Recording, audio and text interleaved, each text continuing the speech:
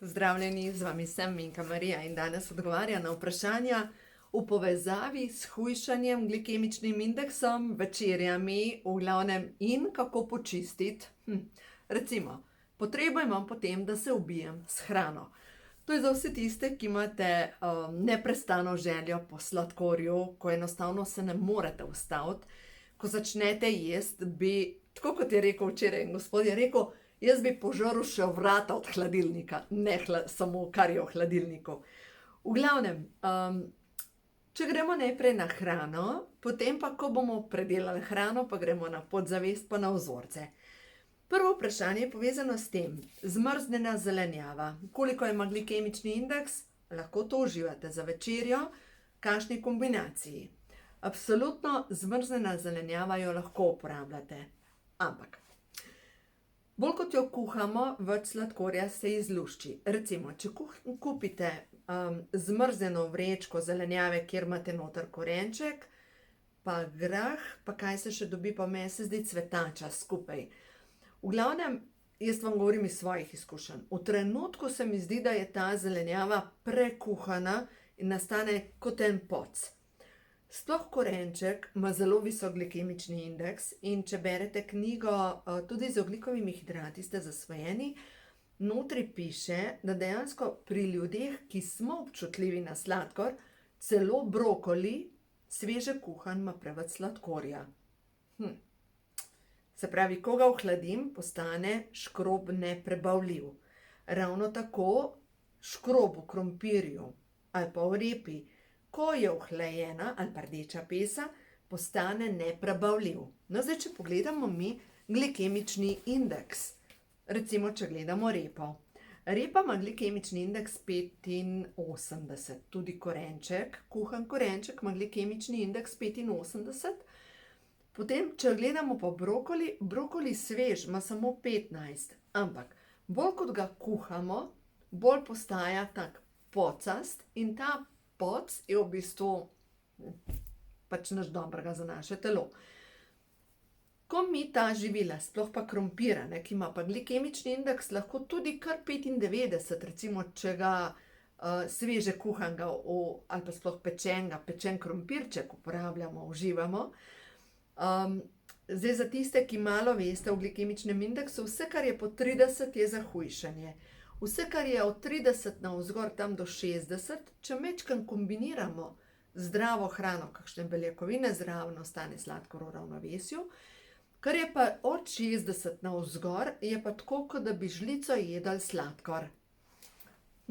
Zdaj, jaz se opravičujem, včeraj sem z enim parom govorila in vem, da mogoče mnogi delate to napako, ampak ona dva sta krasna človeka in še tako sta se odločila, da začneta hoditi na fitness. In pol pravi gospa, da pogosto ima takrat zmanjka čas za večerjo in da ko gresta s fitnessa, naročijo pico. Jaz pol komentiram doma, seveda pol otrokom. Dejansko, če po fitnessu zaužiješ pico, bi bilo dejansko boljše, da ležiš na kavču, pa ješ zdravo hrano, kot pa da se tam ubijaš in potem poješ čez pico. Zdaj pa zakaj? Pica recimo sama po sebi ima glikemični indeks okrog 65, ampak nima v sebi zadostno količino dobrih beljakovin. Ja, pa pomislite, saj pršut gor, ali pa šunka, pa saj je sir gor. Ja, ampak je tudi bela moka. In bela moka takoj po fitnessu ti blokira presnovo. Enostavno zapre ti celice, obnovo. In kdor želi, da se mu telo začne obnavljati, da se mu tvorijo mišice, takoj po športu, ta prvih 15 minut po športu potrebuje beljakovine in predvsem zvečer potrebuje samo beljakovine in zelenjavo. No in potem sem jima dala nasvet, da mogoče preden gresta na fitness, da dasta mogoče v pečico peči meso in ko prideta domov, enostavno jesta zraven recimo skledo solate, pa meso, lahko kuhano zelenjavo, zdaj pa ima na zmrznjeno zelenjavo iz trgovine, lahko jo jesta, pa meso, pa še solato lahko. Ne pa kruha, ne pa pice, ne, ker je bela moka, nič iz bele moke, nič iz moke, nič škroba ne smeta pač tega, nič, kar ima glikemični indeks nad 65. In to zaradi tega, ker ti dobesedno blokira to presnovo. No, pa naprej smo se pa pogovarjali, kako sem jaz reševala pubertetne otroke, ne nazadnje, pač moje hčerke imajo vse moje gene in s tem, da sem imela težave s težo v puberteti. V puberteti sem imela skoraj, zdaj recimo glede na to, da sem zdaj že iz mene ven, ne vem, več kot 10 kil več, kot jih imam danes, pri 53. Daj razmislite to. Bila sem stara 15 let in sem imela 10 kil več, ampak to ni bila mišica, jaz sem bila cela želatinasta, pač mehka, ne? To je bil v bistvu samo špeh.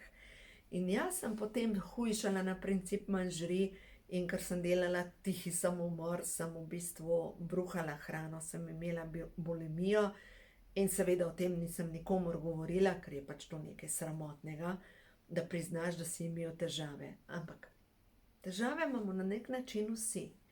Zdaj, kako mi kombinirati pod prvo tehnično hrano, da sladkor ostaja v ravnovesju, to je prva zadeva. Se pravi, po 5 uri ne smem zaužiti, če sem občutljiva na sladkor. Zdaj pa, kako pa veste, da ste občutljivi na sladkor? Naredite test na strani 90 v knjigi, ko imajo hormoni žur, ali ste občutljivi na sladkor v živilih. In ko naredite test, recimo eden od staršev ali oba, sta imela vse eno od naslednjih motenj, ali imata visok krvni tlak, visoko vrednost maščob v krvi, visoko stopnjo trigliceridov, nizko stopnjo dobrega holesterola in visoko stopnjo slabega holesterola ali starostno sladkorno bolezen. In če tukaj odgovorite ja, je skoraj sigurno, da imate vi, da ste tudi občutljivi na sladkor. Ker v bistvu to se podeduje. Zdaj pa kaj narediti? Vseeno greste z vašo družino na pico, ne? Glejte, pol pice brez problema pojeste, ampak zraven morate pojesti skledo solate. In v tem primeru vam bo sladkor ostal v ravnovesju, čeprav menim, da to ni dobra večerja. Pač to ni primerno za večerjo. Za večerjo si raje naročite, če greste tudi ven, narezek pršuta, sira, fig, orehov, tudi če zraven popijete kozarček vina, verjemite mi, da se boste boljš počutili, kot pa če pojeste pico. Pač, kdor je občutljiv na sladkor, po pici pade dol. Pač tako se meni dogaja. In načeloma pice ne jem. Zadnjo sem jedla za moj rojstni dan. Vam povem, čudovita je bila, še v obliki srca je bila. Ampak v 1 uri, ker sem pa občutljiva na gluten, se pravi na škropiva, ki so v pšenici, jaz sem se dobesedno napihnila, zatekla, pač na slikah izgledam, kot da bi kar naenkrat imela 5 kilogramov več, kot jih imam v resnici. No, v glavnem, od takrat naprej pice nisem več jedla. Pač vidim, da to ni zame. Recimo, lahko je odlična večerja, če jeste za večerjo melono pa pršut. Pa si mislite, a pa se naješ od tega? Dajte poskusiti.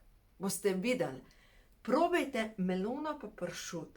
Pa če boste imeli občutek, da imate premajhno količino nekih dobrih zadev, dajte zraven še, ne vem, kakšne vložene olive, ali pa kumarce, ali pa mogoče en kozarec jogurta in boste videli, kako se boste dobro počutili.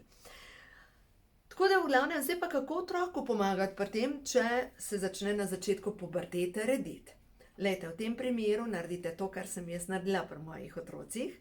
Moji otroci so rekli tako: mami, ti kuhaš zdravo, babi pa dobro. Seveda ona uporablja belo moko, veliko maščobe, ko je naredila palačinke, to se veste, palačinke od babic kar plavajo.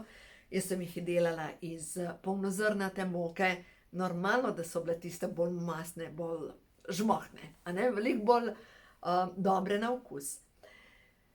In eno stvar sem jih navadila, da če jejo palačinke, ne glede na to, a so moje ta zdrave, ali so od babi, enostavno čez popijajo kozarec mleka ali jogurta.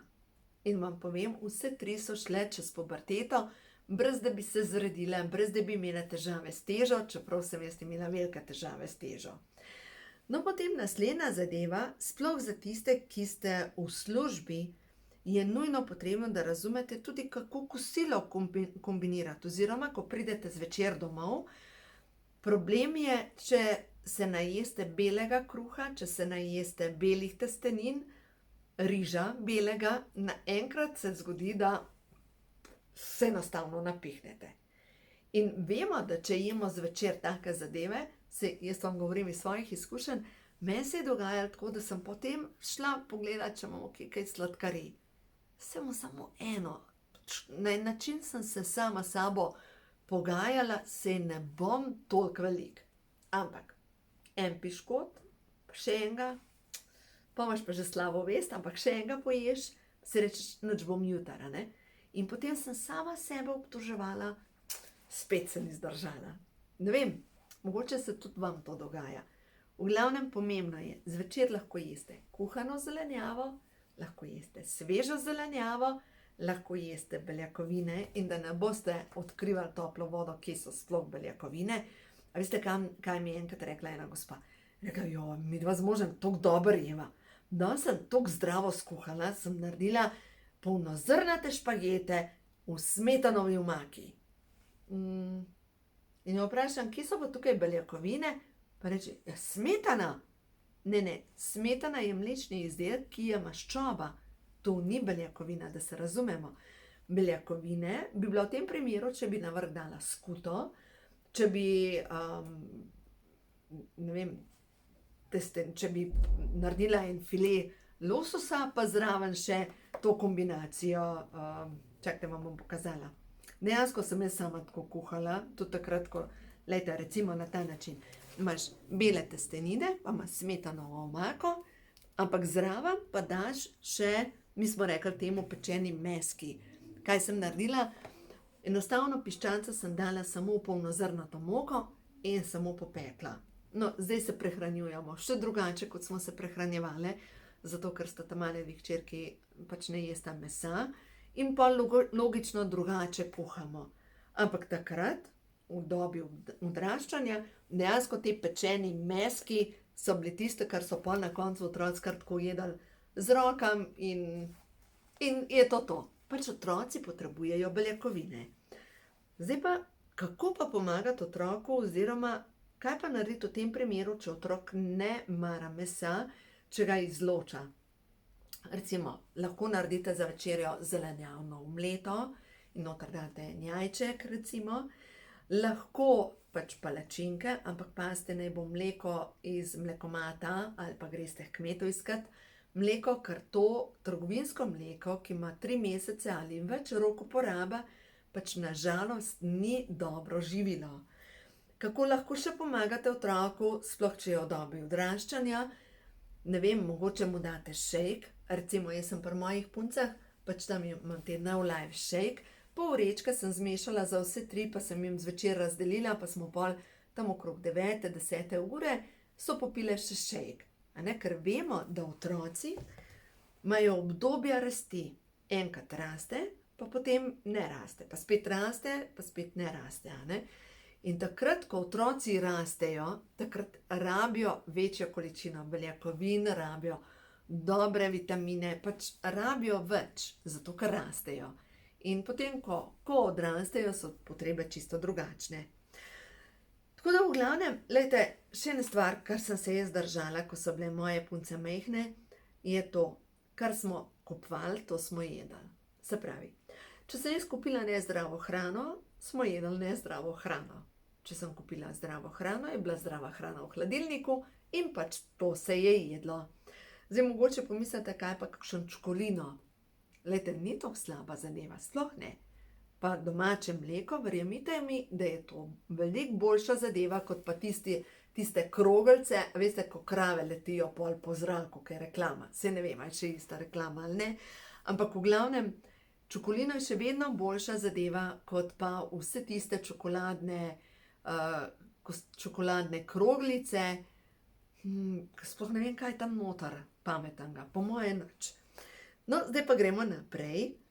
Kaj pa zdaj počistiti podzavest? Se pravi, kdor ima v svoji podzavesti, in ta je neverjetna, program, moram se ubiti s hrano. Potrebujemo potem, da delam tihi samomor. Se na nek način ima potrebo potem, da se vedno znova ubija z nezdravo hrano.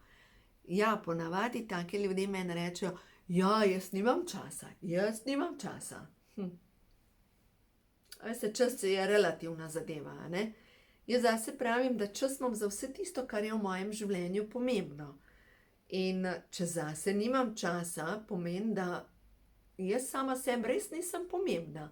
Če nimam časa za zdravo prehrano, pomeni, da se nimam niti toliko rada, da bi nahranila moje telo in potem pa pričakujem od mojega telesa, da mi bo služilo. Pač ne gre to skupaj, ne?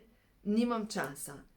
To je en tak krasen izgovor za vse tiste, ki se nimajo nič radi, a ne? Nimam časa. Pač pošteno si povejte, nimam se dovolj rada in zato pač v svoje telo mečem smeti. Nimam se dovolj rada in zato pač se ubijam s hrano. A ne, to je pa zdaj se sliši drugače kot pa nimam časa, ker to je pa nekaj, kar vsi sprejmemo. Tudi recimo, če ste na terenu, pa ste v avtu, nimam časa. A veste, jogurt je na dosegu roke, na vsaki pumpi. Na koncu koncev tudi kakšna beljakovinska tablica se tudi dobi, pa je na koncu koncev zdrava. Ali pa kakšni oreščki, pa jogurt. Je čisto dobra zadeva, pa je v bistvu zdrav obrok. Pa je za zraven. Ali pa v bistvu pogledate, kaj si pripraviti za malico, pač tukaj noter imate kup takih idej v knjigi, ko imajo hormoni žur, ki vam lahko pomagajo pri tem, da se dobro počutite. Ali pa v glavnem vzamete pri meni beljakovinske tablice na moji spletni strani New Life Bar, to so pa, se pravi, nasrečnoživljenje.si, vtipkate New Life Bar, se pravi, to so, da se upravičujem, beljakovinske tablice, ki te nasitijo za nekaj ur. To jaz delam, ker enostavno vidim, moje telo potrebuje. Zdaj pa, ena gospa me pa naprej sprašuje, da ima ogromno stresa, da je nemirna in da je začela izvajati zdravilni kodeks. In iskreno vam povem, zdravilni kodeks ne deluje. Res je, da sem ga opisala v knjigi, ko imajo hormoni žur, to je tehnika dr. Alex Lloyda, ampak v drugih knjigah, sploh ko ima življenje žur, pa potem naprej duše, pa čakre, sem razvila svoj sistem za čiščenje podzavesti. In ta sistem za čiščenje podzavesti je tako mogočen. In zdravilna molitev dekodiranja, ki gre na ta način, vsemogočni Bog, če je v skladu z božanskimi zakoni, naj se sčistijo vseh smerih časa in prostora, vse zavedne in nezavedne kode moje duše, ki so povezane s potrebo potem, da se ubijam s hrano. Recimo, naj se vse ravni mojega duha napolnijo zdravilno božjo svetlobo in potem vdihnemo, izdihnemo in tako naprej. Pač imate kar nekaj videov o tem, kako počistiti podzavest. In predvsem tisti, ki ste v konstantnem stresu, ki ste nemirni, jaz bi se prej vprašala, preden bi šla delati zdravilni kodeks, kaj pa, če mi manjka B vitamin? Ker, če si nemiren, da ti kar vibrira noter, je skoraj sigurno, da vam manjka B1 vitamina ali pa B3 vitamina. In če gremo pogledat spet v knjigo, ko imajo hormoni žur, dajte, vitamin B3, če vam ga manjka, utrujenost, oslabelost mišic, spremembe na koži, zadah iz ust, glavobol, raztresenost, razdražljivost, prebavne motnje. To je vse povezano z B3, recimo B1, pozabljivost, nerazložljiva potrtost, zastajanje vode v telesu. To je tehnično pomanjkanje vitaminov. In vam nič ne pomaga delati zdravilni kodeks in čarati, pač nahran se za začetek, ne? In mogoče vzem formulo 4, da dobiš zadostno količino B vitaminov. Pač včasih je telo ne včasih. Telo je najprej tehnično in šele potem vse ostalo. Tako da moramo nahraniti najprej svoje fizično telo. A gremo še na kakšno sporočilo prehodu na novo, da vidimo, kaj nam sporoča stvarstvo za vse tiste, ki v naglici življenja lovite sebe. Osvobajam se starih vzorcev. Vse se zgodi z nekim namenom. Čas je za molitev in meditacijo. Že zadnji video je prišla ista kombinacija. Zdravljenje preteklosti in molitev in meditacija. In prihaja nova zemlja in ti si boginja nove zemlje. Ti si ustvarjalka nove dobe, naj te vodi srce. Ja, zdaj se čistijo najbolj nizke energije, najbolj temeljni vzorci, ki jih moramo počistiti. In verjamem, da mnogim se zdaj kar na polno dogaja.